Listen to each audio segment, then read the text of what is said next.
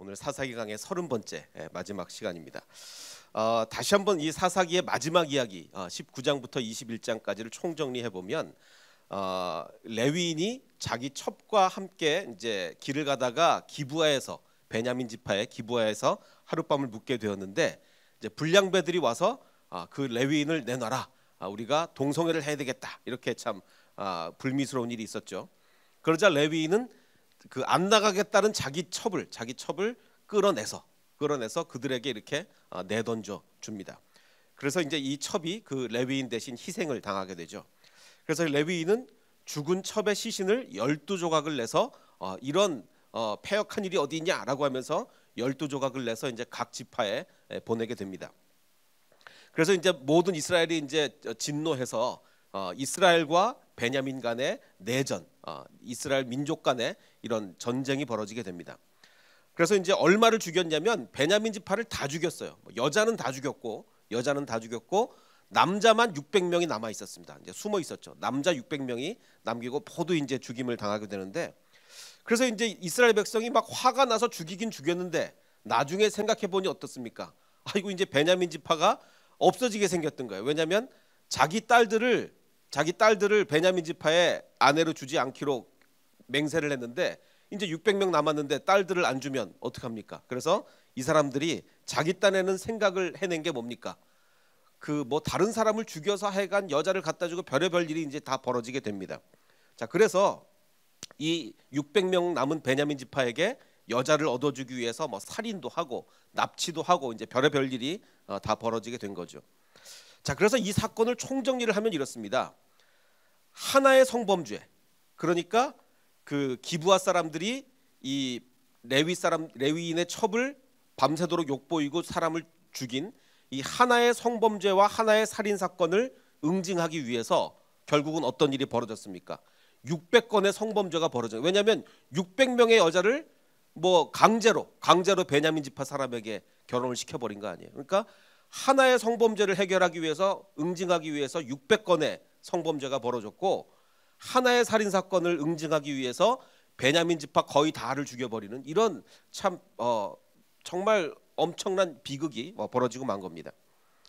자, 그래서 지금 이 사사기에는 두 개의 에필로그 사건이 있죠. 17, 18장이 하나 있고 그 다음에 19장에서 21장이 있습니다.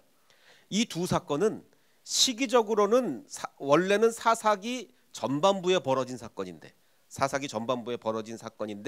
의미상으로 원래 사사기는 점점 나빠지는 것을 기록한 책이니까 의미상으로 기록을 해서 사사기 맨 뒤에 이렇게 기록을 하게 된 것입니다.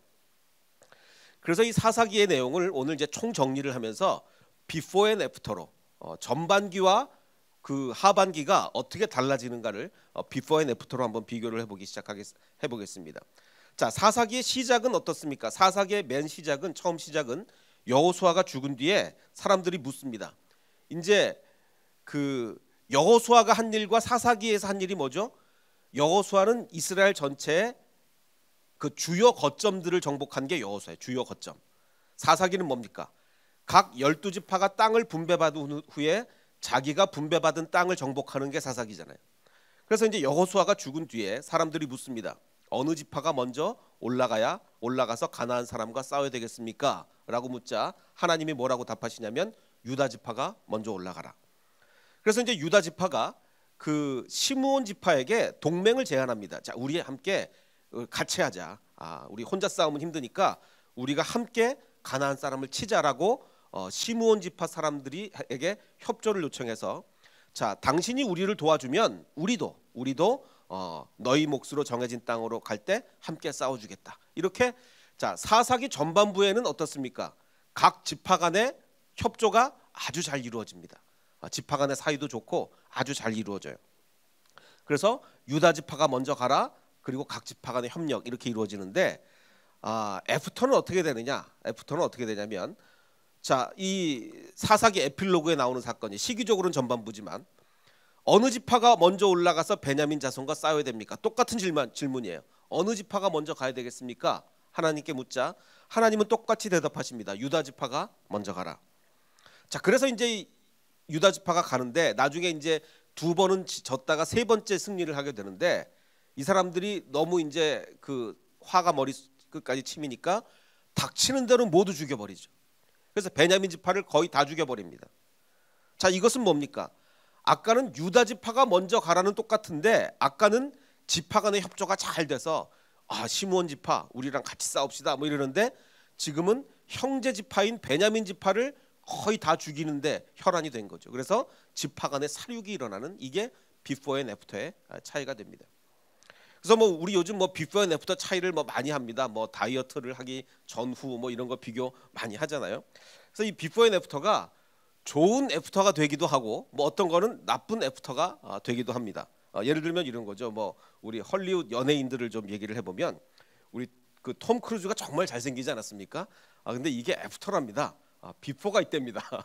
비포가 뭐냐면 이제 이 치아 교정을 하기 전인가 봐요. 비포가 있는데 뭐 비포는 뭐 이렇다고 합니다. 이게 뭐 진짜 사진인지는 잘 모르겠지만 안 놀라시네요. 원래 알고 계셨나요? 톰 크루즈도 이랬답니다. 저도 가능성이 있습니다. 자, 그래. 자, 근데 이거는 좋아지는 애프터죠. 비포 앤 애프터가 좋아지는 애프터인데 나빠지는 애프터도 있단 말이죠. 이분 성함을 제가 잠깐 잊어버렸네. 네, 실버스타 스텔론이 원래 이렇게 잘생기셨는데 이분 이제 나이가 들어서 이제 성형을 좀 하시다 보니까 뭐 이렇게 요즘 되셨다고 하는데, 그러니까 이거는 나빠지는 애프터죠. 나빠지는 애프터. 자, 지금 이 사사기의 비포 앤 애프터는 좋아지는 애프터입니까? 나빠지는 애프터입니까? 나빠지는 애프터예요. 사사기는 전반과 하반기가 극명하게 나누어집니다. 자, 그럼 어디를 기준으로 나눠지느냐? 어디를 기준으로 나눠지느냐? 첫 사사 온니엘은 이방인이에요. 이방인. 그 갈렙과 친척이잖아요. 이방인인데 이 이방인의 그 차별을 극복하고 이스라엘의 지도자가 되는 놀라운 일을 발휘했죠. 그래서 정말 훌륭한 사사였습니다. 두 번째 사사 에훗은 뭐였죠? 장애를 극복했습니다. 오른손을 쓸 수 없는 장애인이었는데 장애를 극복하고 사사가 되는 참 놀라운 일이 있었죠. 자, 세 번째 사사 드보라는 네 번째인데 그 삼갈이었고, 네 번째 사사 드보라는 뭡니까? 여성 차별을 극복하는 놀라운 일이었습니다. 또 기드온은 뭡니까? 정말 소심한 사람이에요. 기드온은 너무너무 소심한 사람인데 300명만 가지고 13만 명을 이끌어야 되는 정말 가장 위험한 전쟁에서 승리를 하는, 자신의 본성을 이기는, 극복하는 그런 것을 발휘하는 이 놀라운 사사들이 전반기에 쫙 이렇게 배치가 되는가 하면, 후반기로 가면 입다는 어떻습니까? 입다. 자, 입다도 첩의 아들이에요. 첩의 아들인데 그것을 극복했다고 얘기하기가 좀 어렵습니다. 왜냐하면 이 입다는 극복을 했다기보다는 자기의 신분 상승을 위해서 무리한 서원을 해줘. 하나님, 이번에 꼭 이겨야 되겠습니다. 누가 먼저 나오든지 맨 처음 나오는 사람을 내가 제물로 바치겠습니다. 그러니까 이 자기의 이 신분 상승을 위해서 무리한 서원을 하는 사람이었어요. 자, 삼손은 어떻습니까? 삼손은요, 인간이 가질 수 있는 웬만한 능력은 다 가진 사람이에요. 힘 세죠, 머리 좋죠, 하여간 뭐 별의별 능력을 다 가진 사람이에요. 이렇게 5달란트 받은 자가 거의 남긴 것이 없는 바로 이게 삼손이죠. 그래서 사사기는 비포 앤 애프터가 극명하게 대조가 됩니다. 근데 이제 제가 이제 그 소사사를 빼고 이제 대사사만 기록을 했기 때문에 긍정적인 사사가 더 많네, 이렇게 생각을 하실 수 있지만 그게 아닙니다. 이 소사사까지 다 쳐서 하면 6명씩 딱딱 나눠져요. 6명씩. 비포의 사사는 뭐냐? 소사사까지 쫙 하면 맨 마지막 그래도 괜찮은 사사가 누구였냐면 돌라라는 소사사는 그냥 이스라엘을 구원했다, 이렇게 이게 짧게 기록을 하고 있어요. 근데 이제 그 후반기로 가서 나쁜 사사 12명, 나쁜 사사 6명은 누구부터 시작하냐면 야일이라는 사사부터, 소사사부터 시작합니다. 야일이라는 사사는 어땠느냐? 사사가 아들 30명이 있었는데 나귀 30을 탔고 성읍 30을 가졌다. 이 얘기는 뭐죠? 옛날에 나귀는 고급 승용차죠. 그러니까 아들이 30명 다 고급 승용차 타고 다니고 부동산 투기를 또 해가지고 뭐 성읍을 30개를 가지고 이러니 이게 뭐 사사가 아니라 왕인 거죠, 왕. 그래서 6명의 사사씩 이렇게 대조가 됩니다. 그래서 사사기는 비포와 애프터가 6명씩 극명하게 대조가 되는 책이다. 자, 그래서 정리를 하면서 첫 사사 때 어떤 일이 있었느냐 잠깐 우리가 정리를 하면, 자, 우리가 잘 아는 그 여호수아와 갈렙, 그 갈렙이 그 분배받은 그 유다 땅을 정복을 하면서 그 약속을 내겁니다. 기럇 세베를 쳐서 점령하는 사람은 내 딸과 결혼을 시켜주겠다. 내 딸 악사와 결혼을 시켜주겠다고 그걸 내겁니다. 그러자 누가 나섰습니까? 이 첫 번째 사사 온니엘이 그곳을 점령하고 이 뒤에 사사가 되는데 그것을 점령하고 이제 악사와 결혼을 합니다. 자, 근데 결혼을 막상 하긴 했는데 이 갈렙이 워낙 이 청렴한 사람이다 보니 별로 이제 준 게 없어요. 이 두 사람을 결혼시켜 놓고 딸만 줬어요. 딸을 주면 뭐 재산도 한꺼번에 같이 줘야 되는데 딸만 주고 땅을 주긴 줬는데 어떤 땅을 줬느냐? 아주 메마른 땅을 준 거예요. 그래서 그 딸 악사는 아버지한테 요구를 합니다. 그 아버지 이렇게 메마른 땅만 주면 어떡합니까? 좀 밭을 샘을 달라고. 그래서 악사가 메마른 땅을 주셨으니 샘 몇 개만이라도 주시기 바랍니다라고 해서 그 갈렙이 샘을 주죠. 그러니까 이것은 뭐 그냥 줬나 보다, 뭐 딸한테 뭘 못 주나라고 생각을 하겠지만 옛날에는 딸한테 뭘 주던 시절이 아니란 말이에요. 딸한테 유산을 주던 시대가 아니에요. 그런데 사사기 전반부 비포에는 어떻습니까? 여자들이 당당한 거예요. 악사라는 여자의 이름도 등장을 하고 당당하게 그 재산을 요구하죠. 그때 당시로서는 아주 신세대 여성. 아주 이런 일이 없었는데 당당하게 아버지에게 요청을 합니다. 이게 비포예요. 그래서 비포는 온니엘은 하나님의 뜻을 이루면서 당당하게 결혼을 합니다. 갈렙이 조건을 내걸었고 그래서 결혼을 해서 악사와 결혼을 하고 뭐 그 과정에서 적을 무찌르면서 하나님의 뜻을 당당하게 이루어 나가죠. 그리고 이름이 기록된 여자 악사는 당당하게 자기 재산을 요구를 합니다. 이게 비포인데, 자, 애프터는 어떻게 되느냐? 이 온니엘과 대조되는 사사가 누구냐면 삼손이에요. 삼손. 온니엘은 하나님의 뜻을 이루면서 당당하게 결혼을 했는데 삼손은 정반대로 여자 꽁무니 쫓아다니면서 결혼하는 과정에서 하나님의 뜻을 이루긴 이뤄요. 왜? 여자랑 결혼하다 보려니까 거기서 여러 가지 트러블이 생겨가지고 그 트러블 때문에 결국은 블레셋 사람을 막 죽이는데, 그래서 결국은 블레셋 사람을 죽여서 하나님의 뜻을 이루긴 이루잖아요. 근데 그게 원래 자기 계획이었습니까? 삼손의? 아니잖아요. 그래서 하나님의 뜻을 이루긴 이루는데 본의 아니게 이루는 거예요. 본의 아니게 하나님의 뜻을 이룹니다. 그래서 저도 보면 그래요. 이 본의 아니게 하나님의 뜻을 이루는 사람들이 꽤 있습니다. 꽤 있는데 우리가 이러면 안 되죠. 우리가 정말 당당하게 하나님의 뜻을 이루어야지 삼손처럼 본의 아니게 이루면 안 됩니다. 그리고 악사는 이름도 기록되고 당당하게 요구를 하는데 그 에필로그에 가면 여자들이 많이 등장을 하는데 에필로그에 등장하는 여자들은 하나같이 피해자예요. 피해자임에도 불구하고 이름도 없는 그런 비참한 일이 벌어지게 되죠. 자, 이게 첫 번째 사사 온니엘의 이야기였고, 자, 두 번째 사사 에훗, 장애인이었습니다. 왼손잡이라고 기록되어 있지만 베냐민 지파 왼손잡이 에훗이라고 기록되어 있지만 오른손을 쓰지, 원문을 보면 이쉬 이테르 야드 예미노, 오른손을 못 쓰는 사람, 왼손만 쓸 수 있는 사람이에요. 자, 그래서 이 사람은 장애인인데 이 적군이 딱 보니까 이 사람은 장애인이구나, 장애인이 뭘 할 수 있겠느냐 방심을 했어요. 방심. 그래서 그 상대방의 왕과 1대1로 대면을 해서, 다 기억나시죠? 어떻습니까? 칼을 오른쪽 허벅지, 왜냐면 이제 왼손만 쓰니까 오른쪽 허벅지에 칼을 차고, 그래서 왼손으로 오른쪽 허벅지에서 칼을 뽑아서 찔르게 됩니다. 장애를 이용해서 하나님의 일을 성취한 거죠. 자, 근데 이제 이게 비포인데 애프터는 어떻게 됩니까? 에필로그에 나오는 얘기가 있죠. 자, 그러자 이제 베냐민 지파에 700명의 왼손잡이들이 나옵니다. 700명의 왼손잡이. 자, 근데 이 왼손잡이들은 기가 막히게 이 물맷돌을 던지는 사람들이에요. 근데 에훗은 이 자기의 장애를 이용해서 하나님의 일을 이뤘는데 베냐민 지파의 700명의 왼손잡이들은 뭡니까? 동족하고 싸우는 거야. 동족하고. 그러니까 이런 비극이 일어나게 되는 거죠. 자, 그리고 이제 세 번째 사사 삼갈은 짧게 나오는 소사사인데, 소를 모는 막대기만으로 블레셋 사람 600명을 쳐서 이스라엘을 구했습니다. 거의 삼손급이죠. 소를 모는 막대기 하나만으로 600명을 죽였으니 뭐 엄청난 거 아닙니까? 그래서 이스라엘을 구원을 했어요. 자, 그런데 삼손과 대조를 해보면 삼손은 나귀의 새 턱뼈를 집어들고 1000명을 죽였습니다.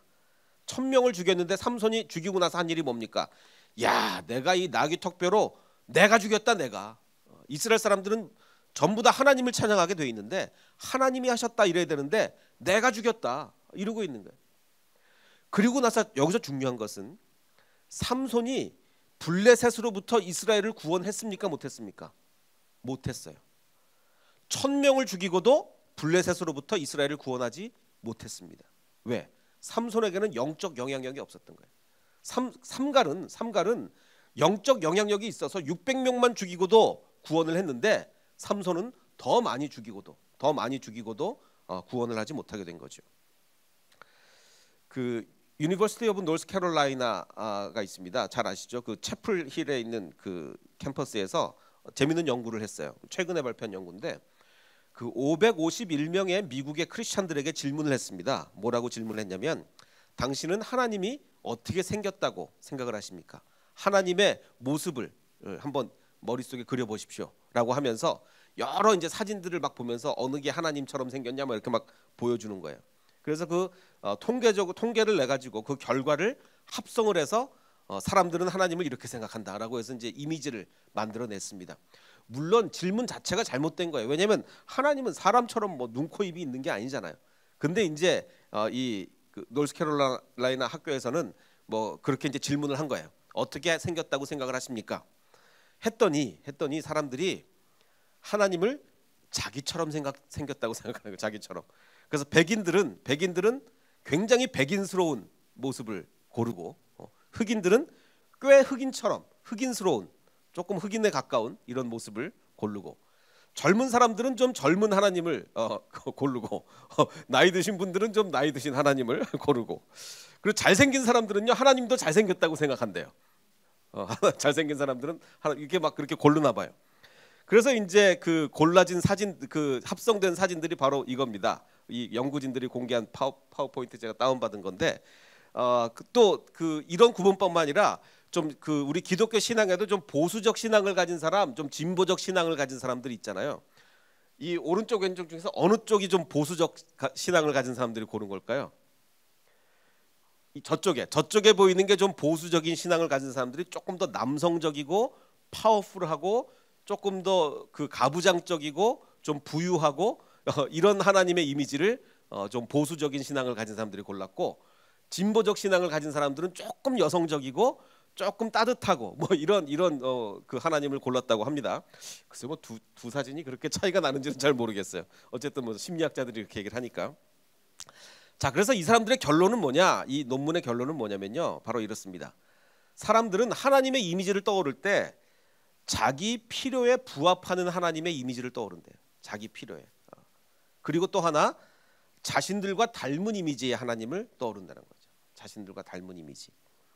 자, 근데 여기 이제 문제가 있습니다. 어떤 문제가 있냐면 원래 하나님은 하나님의 형상으로 우리를 창조했죠.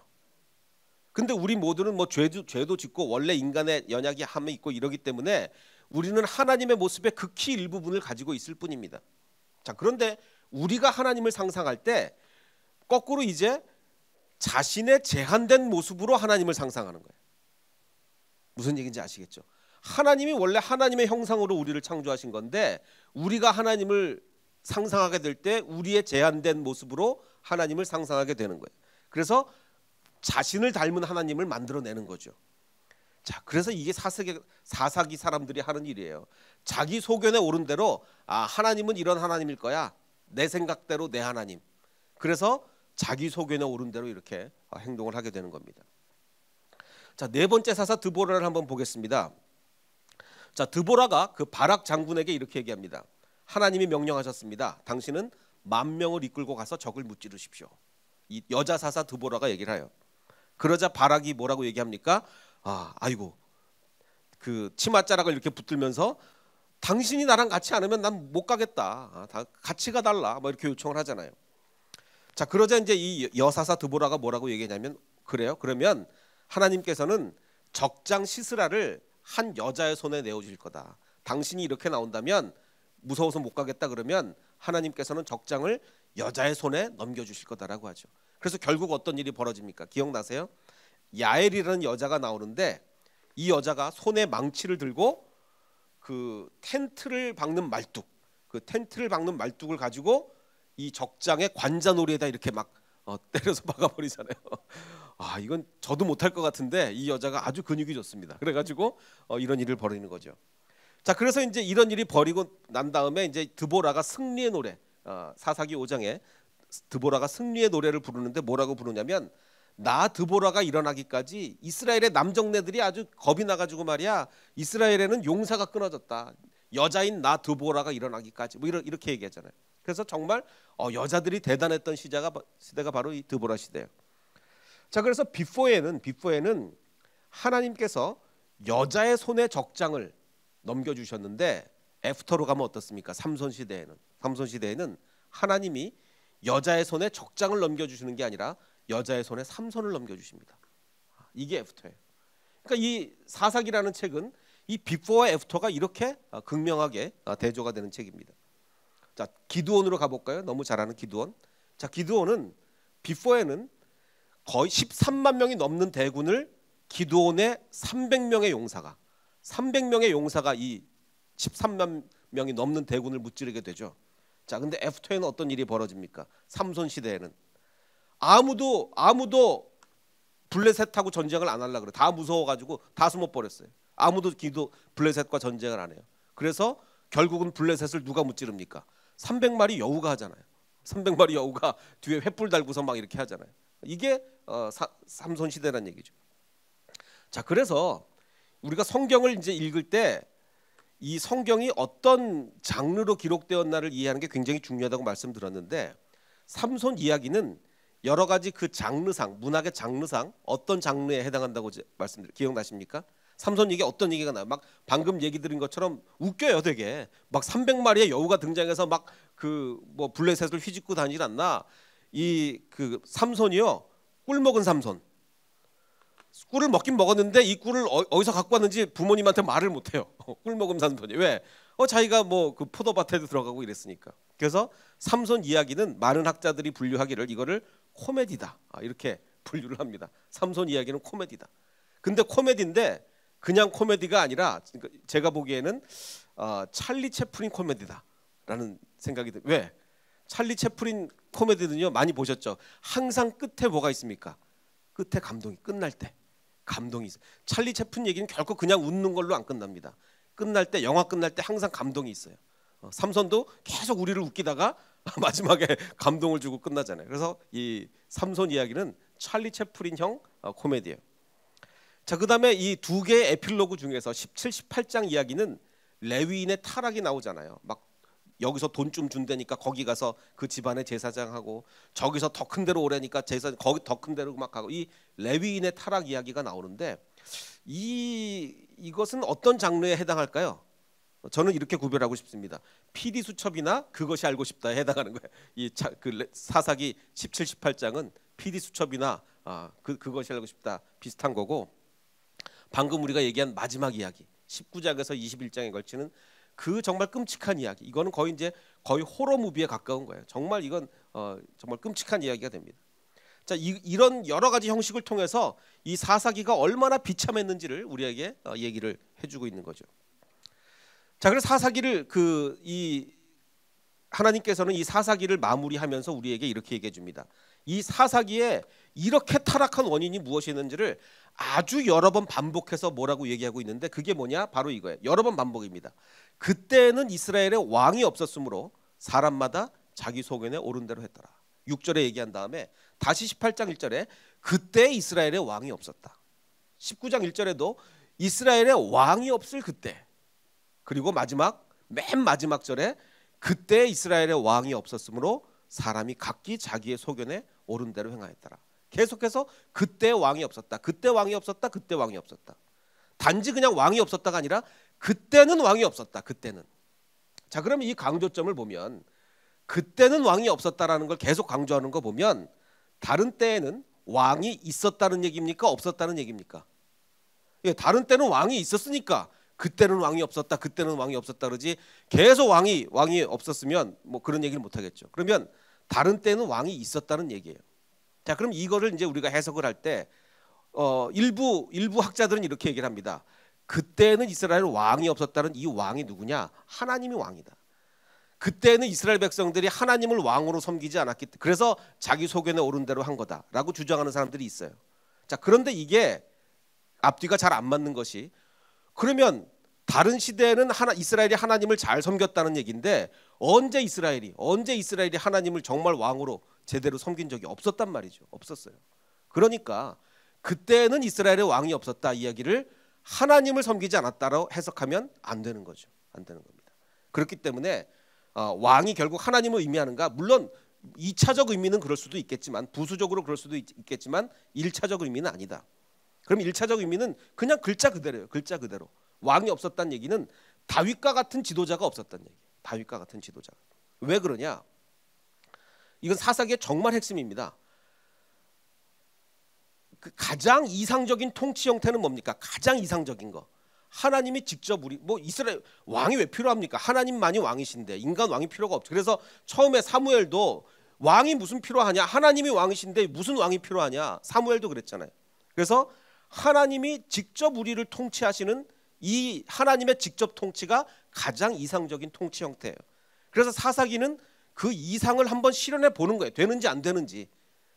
인간 왕 필요 없고 정말 하나님이 직접 통치하는 그 이상적인 형태가 되는지 안 되는지를 사사기에 한번 해보는 거죠. 해봤더니 어떻습니까? 해봤더니 안 되는 거예요. 안 돼. 그래서 사사기는 뭐냐? 이상이 결코 실현될 수 없음을 우리에게 보여주는 겁니다. 봐라, 안 되지. 이상은 인간의 연약함 때문에 이상은 안 되는 거야 라는 것을 우리에게 보여주는 거예요. 그래서 현실적 대안으로서 이것이 이상적인 형태는 아니지만 원래는 인간에게 왕이 필요 없지만 현실적 대안으로 왕정시대가 왕이 필요한 거다.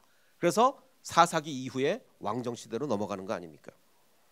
근데 놀라운 것은 예수님이 오실 때도 왕정시대라는 것은 현실적 대안이니까 왕 필요 없고 다윗 딱 필요 없고 하나님이 그냥 뚝 떨어져서 예수님을 주시는 게 아니라 다윗의 후손으로 주시잖아요. 그게 뭡니까? 이 현실적 대안을 무시하지 말라는 거예요. 그래서 예수 그리스도도 이상이 아닌 현실적 대안으로 오신 거예요. 다윗의 후손, 물론 동정녀 탄생으로 육신적으로는 다윗과 관계가 없었지만 그 뭐라고 얘기해야 됩니까? 어쨌든 그 다윗의 그것을 물려받는 다윗의 후손으로 이 땅에 오신 거죠. 이거는요 꼭 구약에만 있는 게 아니라 신약에도 아주 중요한 게 있습니다. 어떤 게 있죠? 사도행전을 보면 이런 게 있어요. 이 초대교회 때 너무 은혜가 넘쳐나니까 믿는 사람이 다 함께 있어 모든 물건을 서로 통용하고 또 재산과 소유를 팔아 각 사람의 필요를 따라 다 나눠주게 됩니다. 우리는 이런 걸 뭐라 그러죠? 공산주의 혹은 사회주의라 그러잖아요. 자, 이게 이상입니까? 현실입니까? 분명히 하긴 했어요. 자, 그런데 이 초대교회 이 엄청난 일들이 지금 2000년 동안 우리 교회까지 계속 내려옵니까? 이때 잠깐 있고 없어졌습니까? 이때 잠깐 있고 없어졌어요. 사도들조차도 교인들에게 이걸 요구하지, 잠깐 있고 없어진 거지. 사도들조차도 야, 니네 사도행전 2장에서 그랬는데 왜 안 그래? 모든 교회는 다 이래야 되는 거야. 니네 재산 다 팔아. 다 같이 나눠 가져. 절대로 사도들도 요구를 안 했어요. 왜? 이게 이상이니까. 현실적으로 안 되니까. 그래서 모든 물건을 서로 통용하는 이 이상적 공산주의, 사회주의는요. 우리 그래서 공산주의, 사회주의 다 무너졌지 않습니까? 안 되는 거예요. 왜? 이건 현실이 아니라 이상이니까 안 되는 거예요. 그래서 지금 이 사도행전 2장에 나왔던 이 엄청난 사건은 매우 짧은 시기에 이루어진 이후에 사도들조차도 교인들에게 그것을 요구하지 않았습니다. 왜? 이건 안 되니까 요구하지 않은 거예요. 자, 그래서 우리가 이 사사기를 마치면서 중요한 건 뭐냐? 하나님께서는 결코 우리에게 이상을 요구하지 않는다. 왜? 우리가 다 인간이 연약한데 어떻게 이상이 이루어지겠어요? 이상을 요구하는 게 아니라 하나님께서는 현실적 대안을 통해서 역사하신다는 거예요. 자, 그러면 우리 이 교회에 모든 조직과 권위가 있습니다. 목회자가 있고 뭐 우리 팀장이 있고 뭐 우리 그 목자들이 있고 우리 모든 우리 조직과 권위들이 있어요. 이것 역시 이상입니까? 현실적 대안입니까? 현실적 대안이에요. 교회의 모든 조직과 권위도 현실적 대안입니다. 그럼 이것은 우리가 어떻게 현실적 대안을 따라가느냐? 우리는 이상을 따라가야 되겠다. 그건 안 됩니다. 왜? 그것이 안 됨을 사사기가 우리에게 보여주고 있는 거예요. 그래서 우리는 현실적 대안에 충실해야 됩니다. 우리가 신앙이 더 좋아지려면 이상을 따라가야 돼. 안 됩니다. 안 돼요. 그러려면 우리가 다 모든 물건 서로 통용하고 모두가 뭐 공산주의, 사회주의를 해야 되겠죠. 근데 그것이 안 되는 것을 이 사사기를 통해서 우리에게 분명히 보여주고 있는 거예요. 그래서 사사기의 가장 큰 주제요, 핵심은 무엇이냐? 우리가 너무 이상을 따라가서는, 근데 사람들이요, 자기는 이상을 실현 못하면서 남한테는 자꾸 이상을 요구해요. 남한테는 자기는 못하면서. 안 됩니다. 이상은 나도 못하고 다른 사람도 못하는 겁니다. 그래서 하나님이 우리에게 주신 이 교회의 조직과 권위, 그리고 모든 것을 하나님께 잘 순종할 수 있는 저와 여러분이 되시기를 주님의 이름으로 축원합니다.